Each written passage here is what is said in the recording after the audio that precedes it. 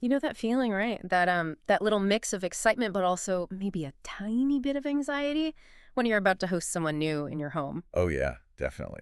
Especially if they're coming from another country. Exactly. You really want them to feel completely at ease, truly welcome, like it's a home away from home. Hmm. But sometimes you kind of second guess yourself, don't you? Like, am I saying the right thing? Is there some cultural thing I'm missing? It's easy to do. Well, today's deep dive is basically your cheat sheet for this. Yeah. Your ultimate guide to really mastering how to host an international guest. Okay.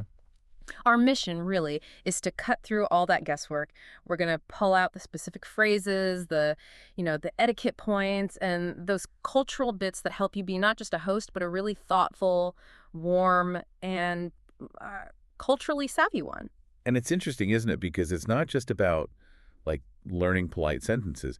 Effective communication here goes way beyond just the words. It's really about building a genuine connection, maybe anticipating needs they don't even voice, and sort of navigating those subtle cultural differences that, yeah, could otherwise lead to a bit of awkwardness or misunderstanding. Yeah, avoiding the foot and mouth moments. Exactly. It's about making them feel safe and comfortable right from the start. Totally. So to help us figure this out, we're not just, making this up. This deep dive is inspired by this really interesting global English practice guide. Oh, okay. Yeah, it focuses on authentic cross-cultural communication using like real life examples. And specifically, we're going to look closely at a scenario between a host from the UK, Emma, and her guest from Japan, Haruki. Emma and Haruki. Got it. We're going to pull out the best bits, the real nuggets of wisdom from how they interact to give you really practical stuff you can use next time someone shows up at your door. Ready to jump in? Let's do it. Okay, so picture this. Haruki turns up at Emma's house. First time meeting, first time there. Now, you know how those first few moments, that initial greeting, can kind of set the whole vibe for the visit? Oh, absolutely critical. First impressions. Well, Emma, according to this guide, she just nails it. She starts with this really warm, direct welcome. Hi, Haruki. Welcome to my home. Please come in. And what's really crucial there isn't just the politeness. It's the directness of come in. For someone entering a totally new space, maybe from a culture that's a bit more indirect, Yeah. that clarity just cuts through any potential hesitation. It's reassuring, functionally, tells Haruki exactly what's expected. Okay, makes sense. And his response, thank you, Emma. Your house is lovely. That shows the warmth is already working, right? It's being reciprocated. Good sign. Definitely. And Emma doesn't stop there. She immediately offers, let me take your coat. Would you like some tea or coffee? Simple gestures, but they speak volumes. Comfort, care, anticipation of needs. Yeah, and the guide also points out other great welcoming phrases she uses, like make yourself at home. That's a classic, isn't it? Very common, Yeah. very effective. And that thoughtful check-in. I hope you had a comfortable journey. Plus, just a simple, let me show you around. It turns this unknown house into like a safe, welcoming zone. It's all about proactively saying, you're welcome here. You'll be looked after. Signaling safety and hospitality right away. Okay, so warm welcome. Check. Haruki's inside, coat's off, maybe that tea is brewing. But then you think, right, what's actually next? What else do I need to cover beyond just hello? That's the transition point, isn't it? Yeah, that's where the practical stuff of settling in really comes into play. Exactly. Once they're physically inside, the focus shifts a bit. From the emotional welcome to the practical side of making them feel genuinely comfortable in this new temporary space. Right. And it's a bit of a balancing act, You need to give them the necessary info, but without, like, overwhelming them or making it seem like they can't ask anything. Yeah, you don't want to give them a lecture. Precisely. And Emma's approach here is really good. A straightforward tour. This is your room. The bathroom is just down the hall. Clear, concise. Let's Haruki process it. And I really like that she immediately follows up with that open offer. If you need extra towels or anything else, just let me know. Yes. That reinforces their autonomy. It says, I'm here to help, but you're also free to ask. The guide mentions other key phrases too, like please feel free to ask, or let me know if you're missing anything, just keeping that door open. And also setting some gentle expectations for shared living, which is important. Like, we usually have breakfast around 8 a.m., but you're free to join anytime. Ah, that's good. Clear but flexible. Exactly. It's these clear, simple bits of info paired with those genuine offers of help that really create that sense of comfort and autonomy. You're giving them the tools to settle in without feeling like you're constantly watching over them. Okay, that makes sense. Now, let's talk about maybe the trickiest bit, food and, daily customs. This feels like the area where you could most easily put your foot wrong if you're not careful. It really can be. Huh. And this is where that idea of polite cultural curiosity becomes, well, essential, not just nice to have. How do you even start? Well, the guide shows Emma tackling it directly, which is often the best way.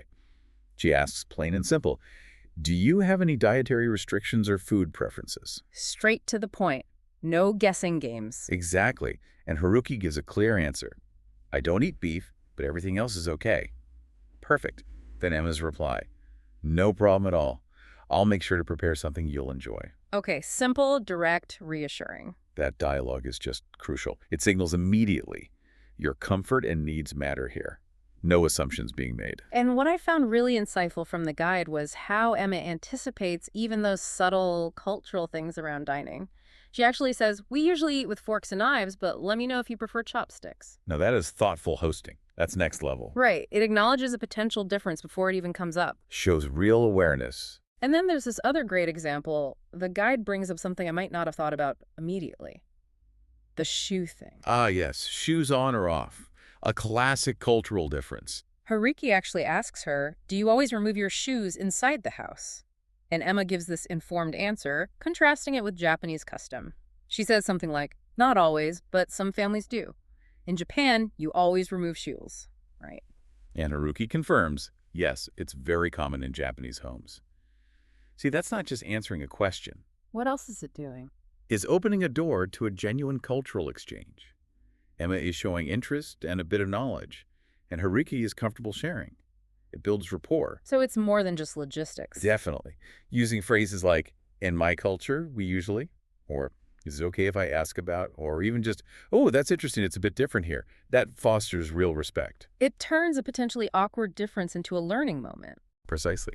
And in this specific case, with the shoes, she's acknowledging, even implicitly, a really important cultural value in Japan. That idea of separating the inside, which is clean and private, from the outside.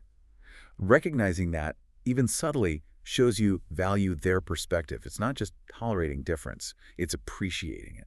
Okay, so once your guest is settled, the food's sorted, cultural basics are navigated, what's the next level? How do you move beyond just providing the essentials? Ah, that's the shift, isn't it? Moving from simply accommodating someone to making them feel truly included. Right. More than just a visitor. Exactly. That's where the deeper side of hospitality really shines. It's about Yes. making them feel genuinely part of the household, even temporarily, not just, looked after. So how does Emma do that? Well, inviting participation is key. She asks, would you like to join us for dinner tonight? That simple invitation is powerful. How so? It signals we want you with us, not just you are permitted to be here. It's active inclusion. And Haruki's response, that would be wonderful, thank you for including me, shows it lands perfectly. Makes sense. And the guide highlights some really potent language for this stage, doesn't it? It does. Things like, you're part of the family while you're here. Wow. That's a big statement. Yeah, that's huge. Very heartwarming. Or even practical things that build trust, like feel free to help yourself to anything in the kitchen. That shows you see them as more than just a formal guest. Gives them a bit of freedom. And just keeping that reassurance going. Don't hesitate to let me know if you need anything. And Emma even suggests a shared activity. After dinner, we'll play some board games if you're not too tired. So it's about building those shared experiences, not just coexisting. Exactly. These phrases and actions, they build a bridge from that initial formal hosting to a more genuine connection. That's what creates those really lasting positive memories, beyond just having a comfy bed. Okay, so fast forward, dinner's done, maybe board games were played, the day is winding down. How do you make sure your guest feels, totally secure and comfortable as they head off to bed in this new place? Those final touches must count too.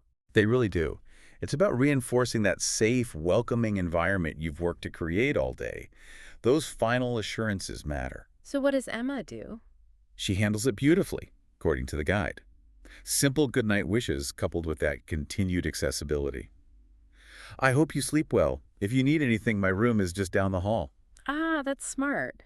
It's subtle but reassuring. Exactly. It's a small gesture, but it reinforces, I'm still here if you need me, even overnight. It builds that quiet sense of security, especially on the first night. And you've really nailed it when you get that feedback Haruki gives. Thanks again, Emma. I already feel very welcome here. That's the gold standard, isn't it? That feeling of being truly welcome. Yeah, it shows that all those small intentional gestures, they really add up. They make the whole visit feel positive and memorable, more than just a place to crash. Absolutely. The cumulative effect of thoughtful hosting. So we've really walked through that whole interaction between Emma and Haruki today, haven't we? Pulled out those practical phrases, the cultural points.